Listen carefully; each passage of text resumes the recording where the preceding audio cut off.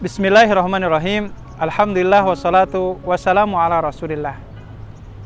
Sahabat yang dirahmati Allah Subhanahu wa taala, menunaikan ibadah saum di bulan Ramadan mengajarkan kepada kita bahwasanya ada masanya mulut kita yang senantiasa diisi ini harus diistirahatkan. Ada masanya pula perut yang senantiasa kita isi ini harus kita rehatkan. Maka ibadah saum itu sendiri memberikan pesan sosial yang begitu luar biasa, agar kita bukan hanya sekedar mengurus urusan perut kita, tetapi juga muncul rasa kepedulian kepada orang-orang yang ada di sekitar kita. Adalah Rasulullah SAW mengajarkan kepada kita, khairun nasi anfa'uhum linnas. Sebaik-baiknya manusia adalah yang memberikan kemanfaatan kepada orang-orang di sekitarnya. Maka Islam mengajarkan kepada kita arti dari pentingnya rasa peduli kepada orang-orang di sekitar kita. Bahkan ibadah itu sendiri konteksnya bukan hanya sekedar urusan kita dengan Allah Ta'ala yang sifatnya hablum minallah, tetapi ada jenis ibadah ketika kita peduli kepada sesama, hablum minan nas. Ini menjadi manifestasi ibadah yang begitu luar biasa di hadapan Allah Ta'ala. Adalah Rasulullah SAW dalam beberapa keterangannya memberikan kepada kita penjelasan-penjelasan adanya keutamaan ketika kita memiliki kepedulian kepada sesamanya. Sebagai contoh, bagi siapapun di antara kita yang di bulan Ramadan ini memiliki kelimpahan harta dan bisa menunaikan umroh ke Baitullah, tentunya pahalanya sangat besar. Sampai Rasulullah SAW mengatakan, Mani tamara fi Ramadhana kana kaman adai haji mai. Siapa orang yang menunaikan umrah di bulan Ramadan, pahalanya sebanding seperti orang yang umrah bersama aku.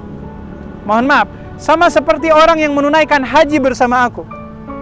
Begitu besar orang yang menunaikan umrah di bulan Ramadan, pahalanya sebanding dengan berhaji bersama Rasulullah SAW. Maka kalau kita bayangkan, rekan-rekan sekalian, kalau ada di antara kita yang di bulan Ramadan ini bisa menunaikan umrah, bahkan bisa menunaikan itikaf di Masjidil Haram atau di Masjid Nabawinya, tentunya pahalanya akan sangat besar sekali.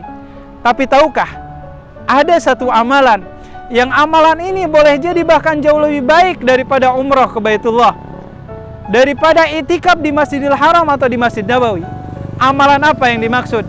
Rasulullah SAW dalam hadis riwayat Imam At-Tabrani mengatakan, li ayyam syia fi hajatin ma'ahin lahu khairun min ayya'takifa fi masjidi hadha atau masjid nabawi syahran.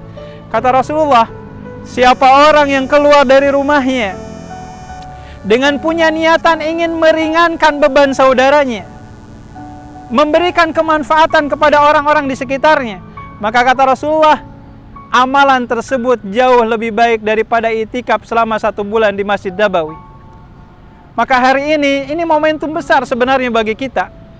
Bagaimana ketika ada di antara kita yang mungkin ada yang bisa umrah, yang mungkin ada yang bisa menunaikan itikaf di bulan Ramadan, tapi di sisi yang lain ada juga di antara kita yang tidak bisa menunaikan.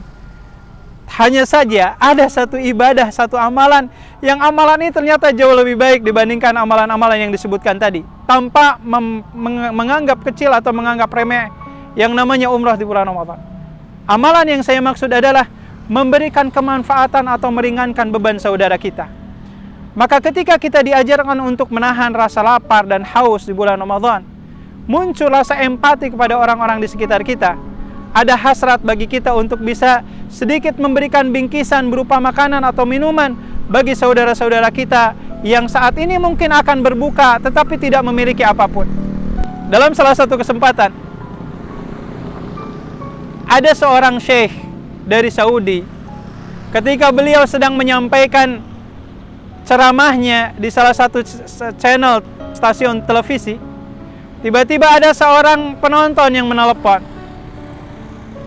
Si penonton ini kemudian bertanya, "Wahai syekh, apa hukumnya bagi kami mengakhirkan untuk berbuka puasa?" Maka secara formalnya dalam ajaran Islam, mengakhir-akhirkan waktu berbuka itu adalah tidak boleh. Tetapi ketika ditanya, kenapa Anda punya niatan untuk mengakhir-akhirkan berbuka? ternyata alasannya adalah penonton tersebut berasal dari Suriah. Dia menggambarkan bagaimana sulitnya untuk makan dan minum pada saat akan berbuka. Tidak ada makanan, tidak ada minuman untuk berbuka sama sekali. Maka rekan-rekan sekalian, boleh jadi mungkin rasa lapar, dahaga atau haus ini menjadi gambaran keseharian sebagian di antara saudara-saudara kita. Maka Ramadan ini momentum besar bagi kita, agar kita tidak hanya berkutat dalam ibadah-ibadah yang sifatnya hablum minallah saja, bukan hanya sekedar tarawih dan lain sebagainya, atau tilawah Al-Qur'annya dan seterusnya.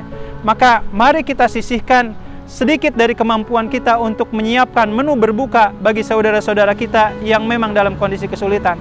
Sehingga harapannya, siapa orang yang memberikan menu berbuka bagi orang yang berpuasa, maka bagi orang tersebut mendapatkan pahala sebanding puasa yang ditunaikan oleh saudaranya kita tersebut. Demikian, mudah-mudahan ini menjadi momentum besar bagi kita sekaligus pengingat agar kita tidak hanya soleh di hadapan Allah, tetapi juga memberikan kemanfaatan bagi orang-orang yang ada di sekitar kita. Barakallahu lakum, walhamdulillahirabbil alamin. Assalamualaikum warahmatullahi wabarakatuh. Assalamualaikum warahmatullahi wabarakatuh. Halo sahabat peduli, Ramadan kali ini kita masih dihadapkan pada masa pandemi. Tapi jangan khawatir, teman-teman masih bisa berbuat baik dengan di rumah aja, dengan mensupport program-program kami di bulan Ramadan. Bagaimana sih caranya? Yang pertama, pilih programnya. Yang kedua, tentukan donasinya. Dan yang ketiga, kirim ke rekening yang tertera. Yuk, kita maksimalkan peran kita di bulan Ramadan. Wassalamualaikum warahmatullahi wabarakatuh.